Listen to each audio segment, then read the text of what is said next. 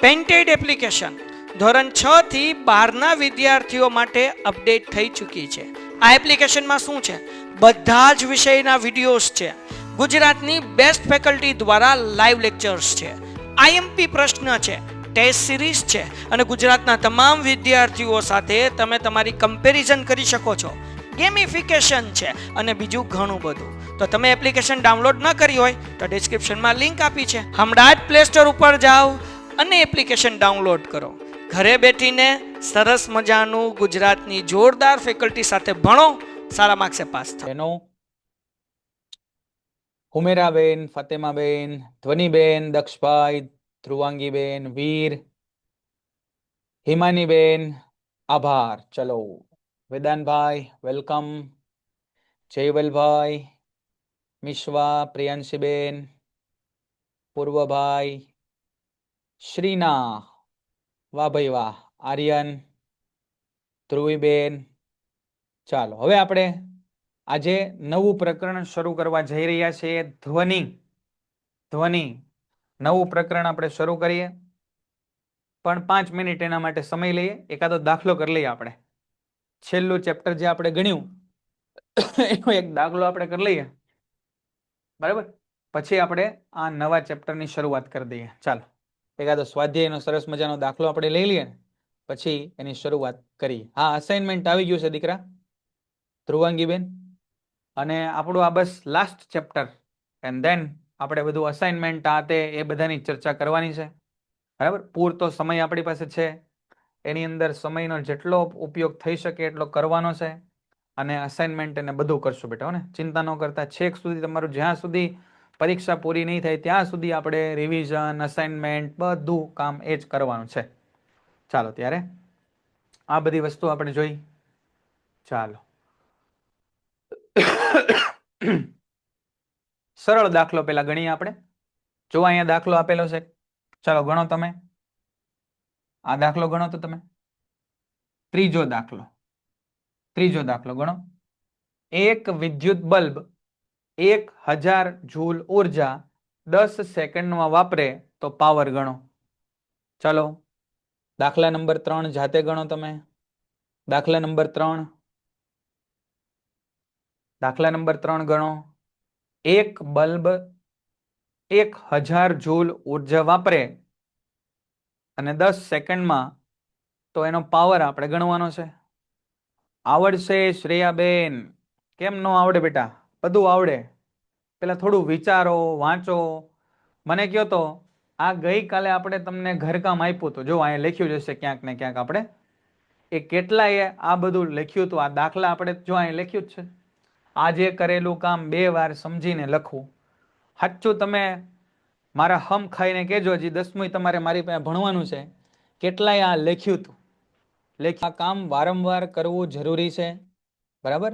અને તો જ આપણને આવડશે, અન્યથા નહીં આવડે. ચાલો તો આપણે આપણા દાખલામાં ફરી પાછા આવી જઈએ. આપણે કીધું કે ભાઈ એક બલ્બ છે, 1000 જૂલ ઉર્જા, પાવર શોધવો છે. તો મને સૂત્ર ખબર જ છે પાવરનું, કે છે પાવર બરાબર કાર્ય એના છેદમાં સમય. એકદમ સરળ. પાવર બરાબર કાર્યના છેદમાં સમય. તો પાવર બરાબર કાર્ય કેટલું કર્યું છે આપણે? 1000 જૂલ. તો અહીંયા લખું 1000 જૂલ એના છેદમાં સમય કેટલો છે? 10 સેકન્ડ. 10 સેકન્ડ. તો આ એક મીંડું ઉડી ગયું. તો પી બરાબર આવી ગયા 100 જૂલ પ્રતિ સેકન્ડ. અને બેટા જૂલ પ્રતિ સેકન્ડ એને જ વોટ કહેવાય. તો પી બરાબર આવી ગયા 10 વોટ. એકમ લખવું બહુ જરૂરી છે. એકમ લખવો જરૂર. 10 ક્યાં 100 ભાઈ? 100 આવ્યો ને, 100 વોટ. એકમ લખવો જરૂરી છે. પી બરાબર 100 જૂલ પ્રતિ સેકન્ડ એટલે જ વોટ થાય.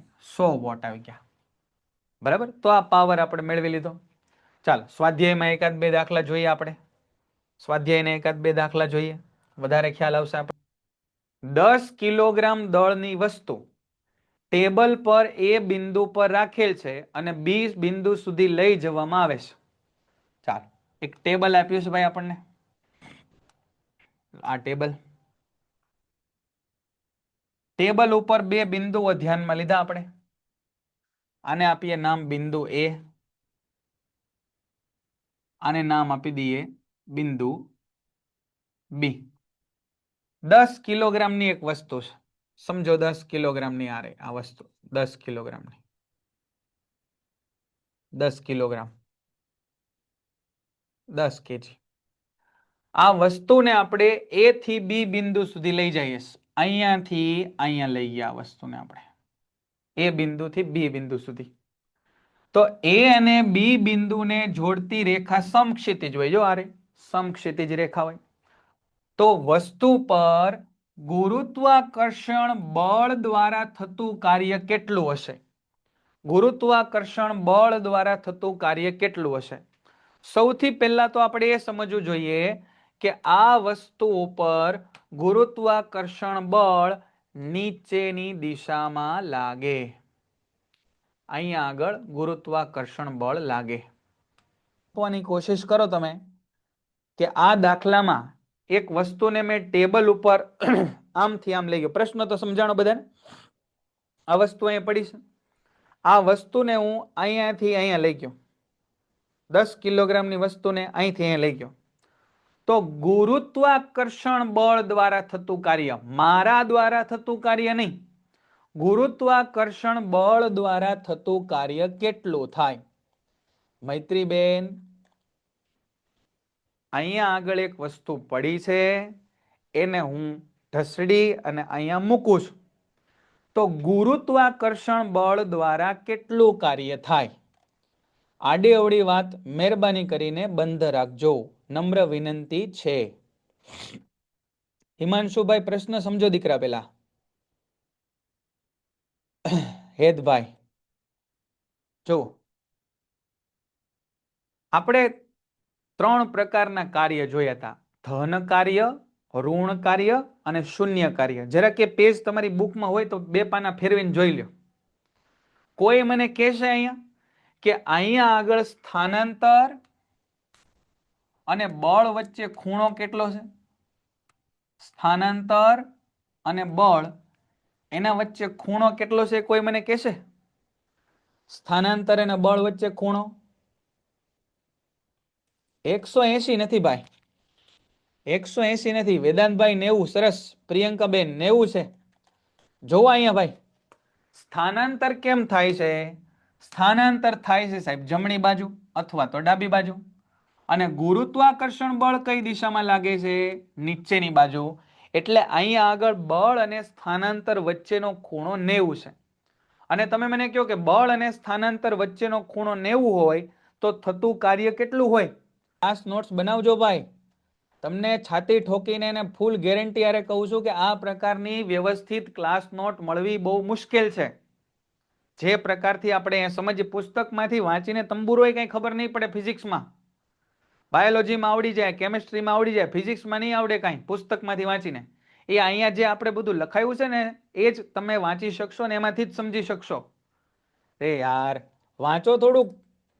કોણ હો વોટ કોણ લખે છે ભાઈ? કુનાલભાઈ, મેહુલભાઈ સમજો થોડું. અરે હું તમને કહું છું, પ્રશ્ન તમે વાંચો તો જરા. 90 ડિગ્રી ખૂણો ફાતિમા ખબર પડી ગઈ મને. હું એમ કહું છું કે જ્યારે બળ અને સ્થાનાંતર એકબીજાને લંબ હોય ત્યારે કાર્ય કેટલું થાય? ગઈકાલે આપણે આખી PDF મૂકી છે બેટા. ગઈકાલે કાર્ય કેટલું થાય? તે નેગેટિવ ન થાય. હું યાર તમે તે જ્યારે બળ અને સ્થાનાંતર એકબીજાને લંબ હોય ત્યારે કાર્ય 0 થાય. વાંચો થોડું, વાંચો. પછી કહો કે અમને ફિઝિક્સ આવડતું નથી. નહીં આવડે. વાંચશો નહીં, રિવિઝન નહીં કરો તો નહીં આવડે. કેટલા ગપ્પા માર્યા તમે વિચારો પહેલા 10 મિનિટ સુધી. 10 મિનિટ સુધી ગપ્પા માર્યા પછી કીધું 0 જવાબ આવે. એ અમુકે તો જોઈ જોઈને ચોંટી પડ્યા હશે. કોક મોકલે એટલે હારે વાયા વાયા મોકલી દે. જોવો અહીંયા સમજાણું ભાઈ બધાને? 0 જવાબ કેમ આવ્યો એ ખબર પડી ગઈ? સમજાવું છું. કાર્યના પ્રકારો આપણે જોયા હતા: ધન કાર્ય, ઋણ કાર્ય અને શૂન્ય કાર્ય. ધન કાર્ય, ઋણ કાર્ય અને શૂન્ય કાર્ય. એમાં શૂન્ય કાર્યની અંદર બેન આ મુદ્દો આપણે લખેલો કે જો સ્થાનાંતર અને બળ એકબીજાને લંબ હોય તો થતું કાર્ય શૂન્ય થાય. તો થતું કાર્ય શૂન્ય થાય. એટલે ગુરુત્વાકર્ષણ બળ અહીંયા કોઈ કાર્ય કરતું નથી. હવે સાંભળો, હવે હું એમ કહું કે આ બ્લોકને છે ને એ મેં ધક્કો માર્યો, આમ બ્લોકને મેં ધક્કો માર્યો આ તરફ. તો હવે તમે મને કહેશો કે મારા દ્વારા થતું કાર્ય ધન થાય કે ઋણ થાય કે શૂન્ય થાય?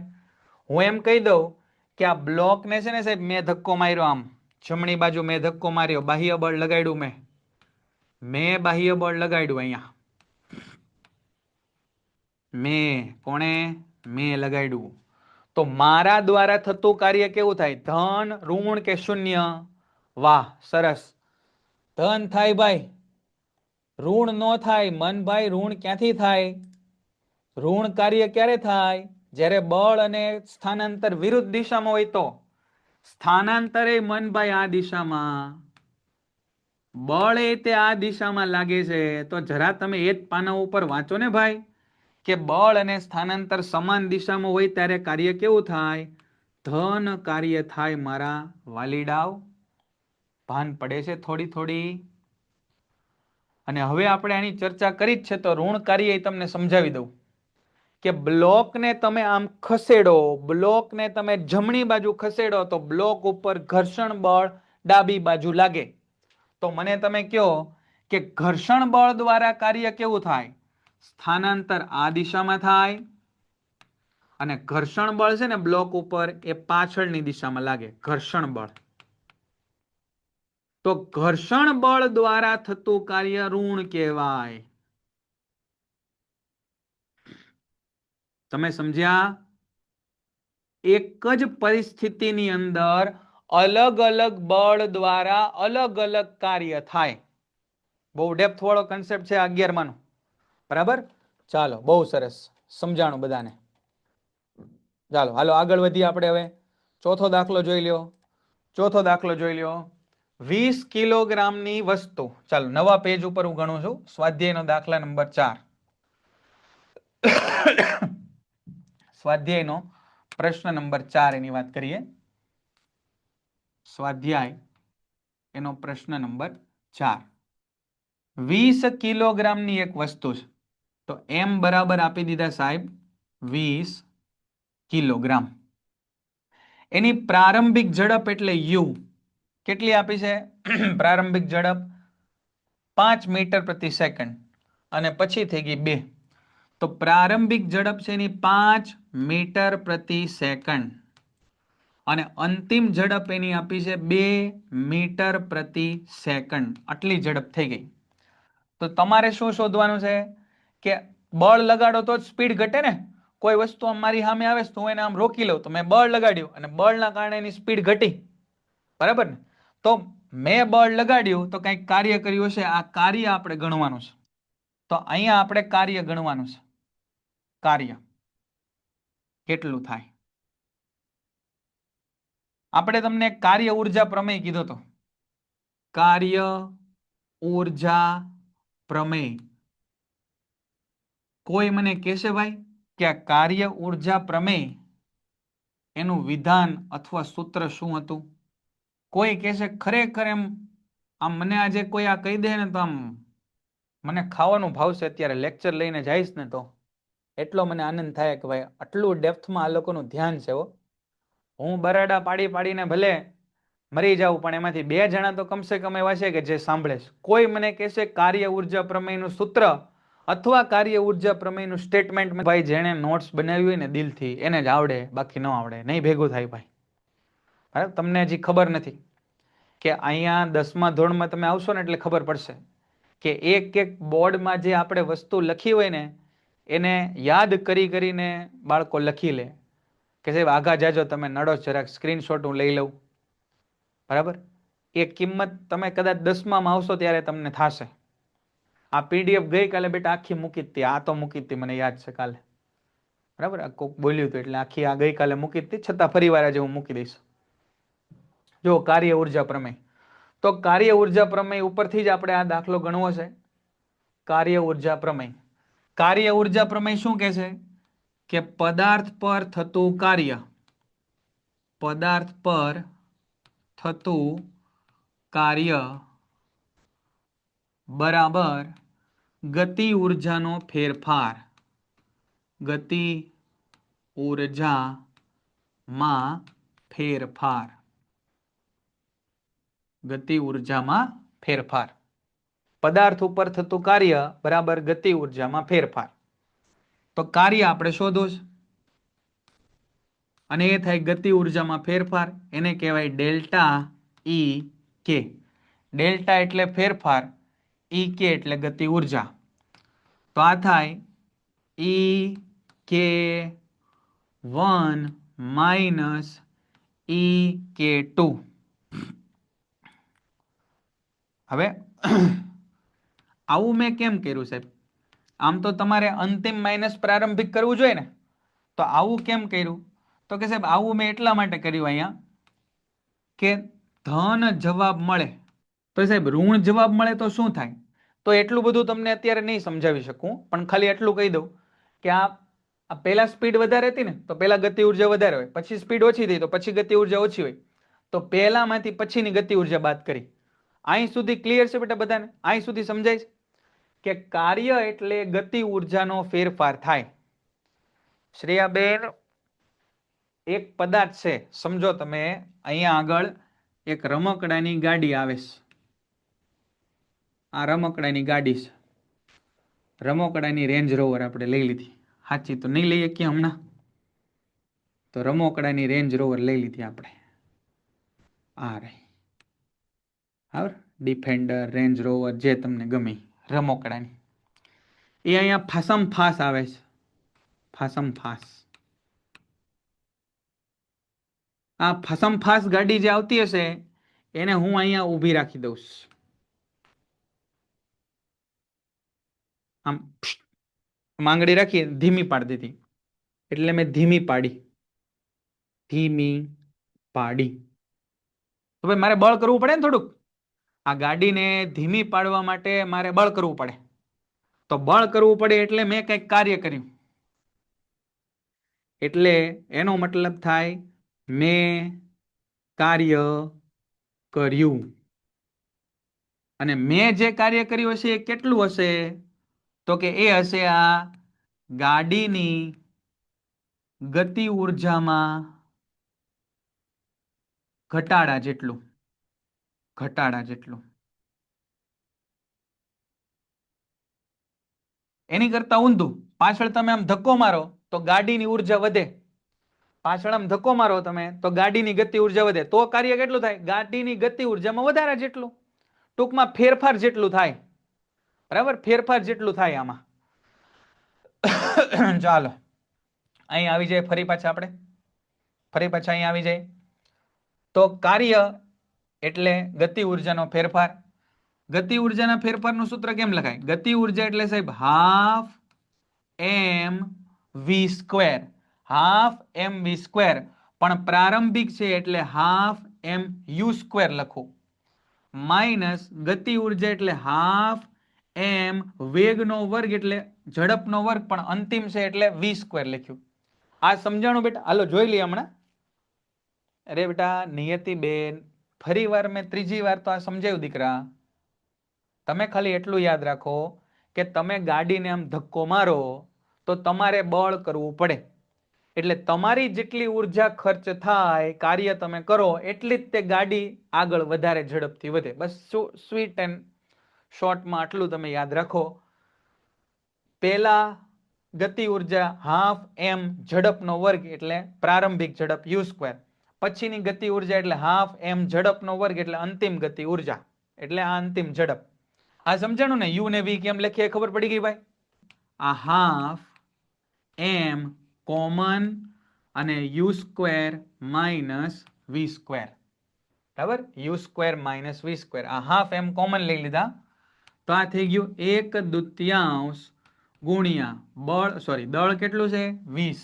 યુ કેટલા છે અહીંયા? 5. જો અહીંયા આપ્યા છે 5 એનો વર્ગ, માઇનસ વી કેટલા છે? 2 એનો વર્ગ. બરાબર. તો આ કેટલા થયા? 10 દુ 20, 10 દુ 20, આ 2 દાણ 20. તો આ થઈ ગયા 10 કૌંસમાં 5 નો વર્ગ 25 માઇનસ 2 નો વર્ગ 4, 5 નો વર્ગ 25 માઇનસ 2 નો વર્ગ 4. તો આ થઈ ગયા 10 કૌંસમાં 25 માંથી 4 જાય તો 21. અને 21 નો ઘડિયો તો બધાને આવડે જ છે. એ નો આવડે પણ મને 21 દાણ તો આવડે જ છે. 210 એટલા જૂલ કાર્ય થાય. આટલા જૂલ કાર્ય થાય. સમજણ? ક્લિયર છે ભાઈ? માઇનસ 210 પ્લસ આવ્યું અત્યારે આન્સર -10. હા, એ -10 એટલે આવે બેટા, અહીંયા તમે K2 માઇનસ K1 કરો ને તો માઇનસમાં આન્સર આવે. માઇનસમાં એટલા માટે આ કાંઈ વાંધો નહીં, પ્રેક્ટિસ કરશો એટલે સમજાશે. માઇનસમાં આન્સર એટલા માટે આવે કે તમે બળ આમ લગાડો છો ને ગાડી આમ આવે છે એટલે માઇનસમાં જવાબ આવે. બરાબર. બાકી આ રહ્યો મોટામાંથી નાનું આપણે બાદ કર્યું એટલા માટે. હા, અત્યારે 210 આવે છે જવાબ. આપણે મોટામાંથી નાનું કર્યું ને એટલે તમે જો -210 આવતો હોય તમે આમ કર્યું હશે, half m v² minus. Painted application ધોરણ 6 થી 12 ના વિદ્યાર્થીઓ માટે અપડેટ થઈ ચૂકી છે. આ એપ્લિકેશનમાં શું છે? બધા જ વિષયના વિડીયોઝ છે. ગુજરાતની બેસ્ટ ફેકલ્ટી દ્વારા લાઈવ લેક્ચર્સ છે. આઈએમપી પ્રશ્ન છે, ટેસ્ટ સિરીઝ છે અને ગુજરાતના તમામ વિદ્યાર્થીઓ સાથે તમે તમારી કમ્પેરિઝન કરી શકો છો. ગેમિફિકેશન છે અને બીજું ઘણું બધું. તો તમે એપ્લિકેશન ડાઉનલોડ ન કરી હોય તો ડિસ્ક્રિપ્શનમાં લિંક આપી છે. હમણાં જ પ્લે સ્ટોર ઉપર જાઓ અને એપ્લિકેશન ડાઉનલોડ કરો. ઘરે બેઠીને સરસ મજાનું ગુજરાતની જોરદાર ફેકલ્ટી સાથે ભણો, સારા માર્ક્સે પાસ થાઓ. હાફ એમ u² કર્યો છે. બરાબર. ચાલો તો આ વાત કરીએ આપણે આ દાખલાની. આ લો, આ દાખલો ગણો. 17મો દાખલો ગણો. 17મો દાખલો ગણો ભાઈ. દાખલા નંબર 17.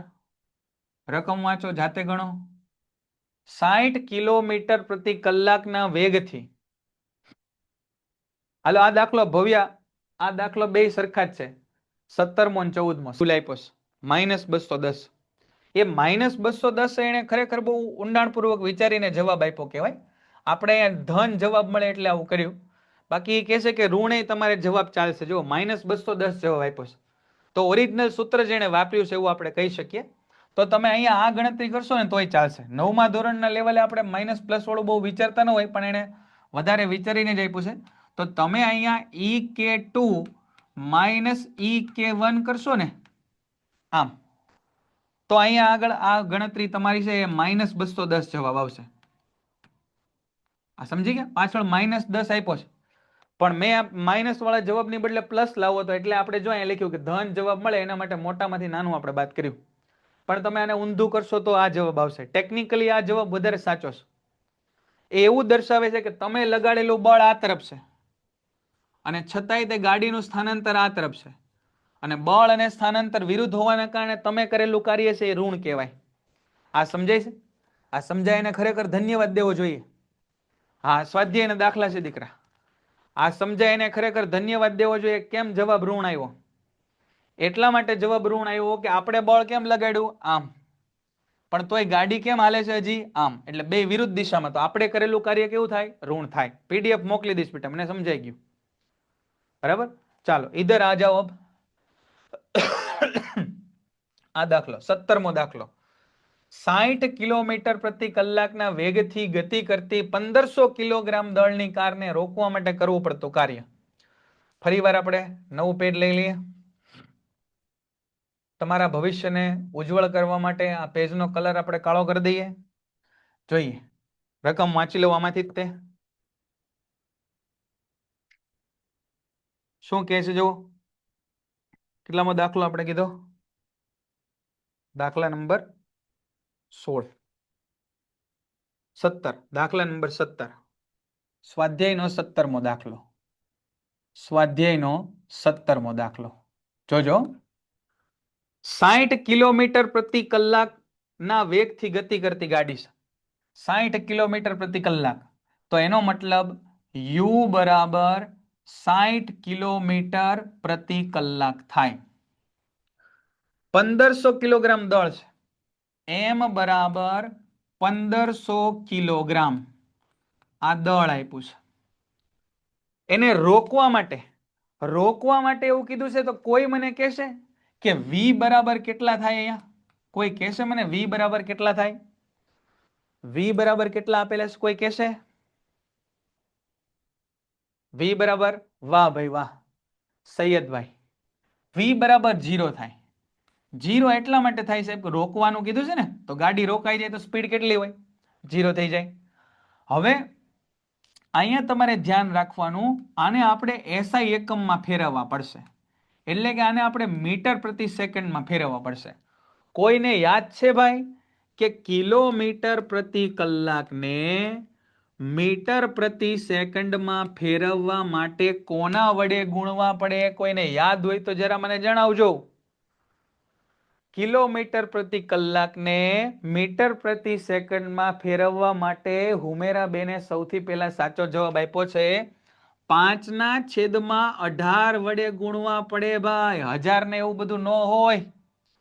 1000 ને એવું બધું કિલોમીટર ને મીટરમાં ફેરવવાને એના માટે હોય. આપણે કિલોમીટર પ્રતિ કલાકને મીટર પ્રતિ સેકન્ડમાં ફેરવવાના છે, તો 5/18 વડે ગુણવા પડે.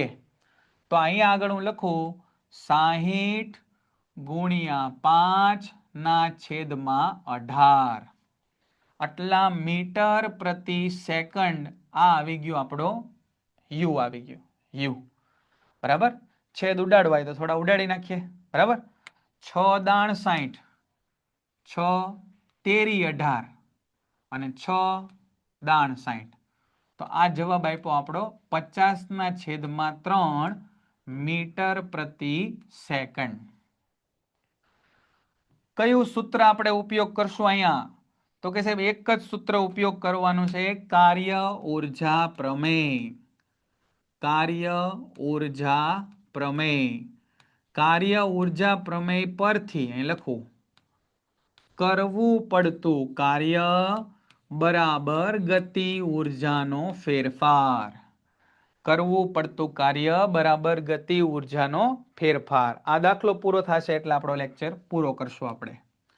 તો કાર્ય બરાબર ગતિ ઊર્જાનો ફેરફાર એટલે અંતિમ ગતિ ઊર્જા માઇનસ પ્રારંભિક ગતિ ઊર્જા.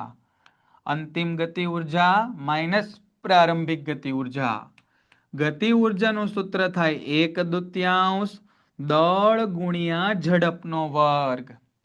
અંતિમ ઝડપ એટલે v નો વર્ગ લખાય અને પ્રારંભિક ઝડપ એટલે u નો વર્ગ લખાય. તો આ થઈ ગયું half mv² minus half mu². બોલો અહીં સુધી બધાને દાખલો ક્લિયર છે ભાઈ? યહાં તક સબ ક્લિયર હે સબકો? એ 18 ક્યાંથી આવ્યા ભાઈ? એ મેં તમને કીધું 5/18. તન્વીબેન, જૂના ચેપ્ટરના દાખલા આપણે ગણીએ ને દીકરા, ત્યારે આવ્યું હતું આ કે આ કિલોમીટર એના છેદમાં કલાક. તો 1 કિલોમીટર એટલે 1000 મીટર થાય અને 1 કલાક એટલે 3600 સેકન્ડ થાય.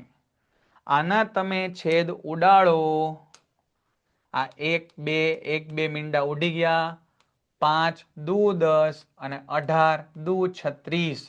એટલે બેટા અહીંયા 5/18. ફટાફટ સાદું રૂપ આપું છું, ફટાફટ.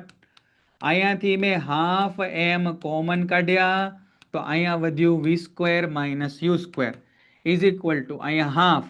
કેટલું છે ગાડીનું દળ? તો કે 1500 કિલોગ્રામ. v કેટલું છે? 0. u કેટલું છે? u કેટલું છે? જો v0 છે 1500 કિલોગ્રામ અને u છે 50/3. તો અહીંયા લખું 50/3. જુઓ કેમ લખું છું હું 50/3 નો વર્ગ? આ રીતે લખું છું. આમ લખો 50/3 નો વર્ગ. આનો મતલબ અલગ થાય. આનો મતલબ અલગ થાય. આ બે સરખા નથી. 50/3 હોલ સ્ક્વેર અને 50/2/3. એટલે આ ધ્યાન રાખવાનું, થોડું આ ધ્યાન રાખવાનું છે આપણે. બરાબર. ચાલો છેદ ઉડાડો. તો આ થયું 1500 એના છેદમાં 2. આ 0 માંથી જે જાય એ જવાબ અહીંયા માઇનસમાં આવશે. 50 નો વર્ગ એટલે લખાય આમ 50 ગુણ્યા 50 અને 3 નો વર્ગ એટલે આમ લખાય 3 ગુણ્યા 3. આ માઇનસની નિશાની જે આગળ લટકાય છે ને, માઇનસની નિશાની, બરાબર, આ માઇનસની નિશાનીને હું આગળ લઈ લઉં, માઇનસની નિશાનીને આગળ લઈ લઉં છું, બરાબર? માઇનસની નિશાની જે લટકાય છે ને એને આગળ લઈ લઉં, નડે છે તો માઇનસ નિશાની આગળ લઈ લઉં છું. આ માઇનસ નિશાની ક્યાંથી આવી? આ 0 માંથી ગયા એ માઇનસ નિશાની. ચાલો છેદ ઉડાડવા માંડો ફટાફટ. આ થઈ ગયા 3 પંચા 15 એટલે 500. આ થઈ ગયા 25 દુ 50 એટલે 250. હવે કઈ છેદ ઉડેશ? નહીં, ક્યાંય નહીં. તો આ થઈ ગયા -250 ગુણ્યા 50 ગુણ્યા 50 અને છેદમાં 3, બરાબર ને? -250 ગુણ્યા 50 ગુણ્યા 50 છેદમાં 3. ગુણાકાર કરો. આ 0 0 0 એટલે 3 0 મૂકી દો, 1 2 અને 3. આ 50 25 25 ગુણ્યા 25 એટલે 625, તો આ મૂકી દીધા 625. આગળ માઇનસની નિશાની અને છેદમાં 3, આટલા જૂલ કાર્ય કરવું પડે. હવે ભાગાકાર તમારી જાતે કરજો, ભાગાકાર તમારી જાતે કરજો. હવે પ્રેક્ટિસ આપણે થઈ જાય એટલે મેં થોડું ડિલે કર્યું, 1 દિવસ ચેપ્ટર, એની બહુ ચિંતા નથી, પણ જે કરીએ એ પાછું આપણને આવડવું જોઈએ. 11મું ચેપ્ટર શરૂ કરશું આપણે, બરાબર? તો આટલું કામ આપણે રાખીએ, બરાબર? ઘરકામમાં શું કરવાનું છે? જે આપણે આજે કર્યું એને 2 વાર લખવાનું છે, બરાબર? ઘરકામમાં લખી નાખું છું અહીંયા.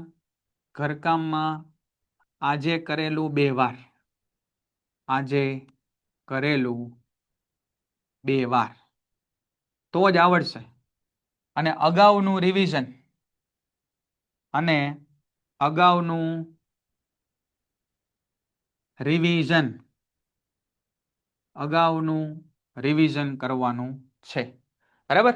તો આટલું કામ આપણે રાખીએ. ધન્યવાદ, ગુડ નાઇટ, શુભકામનાઓ.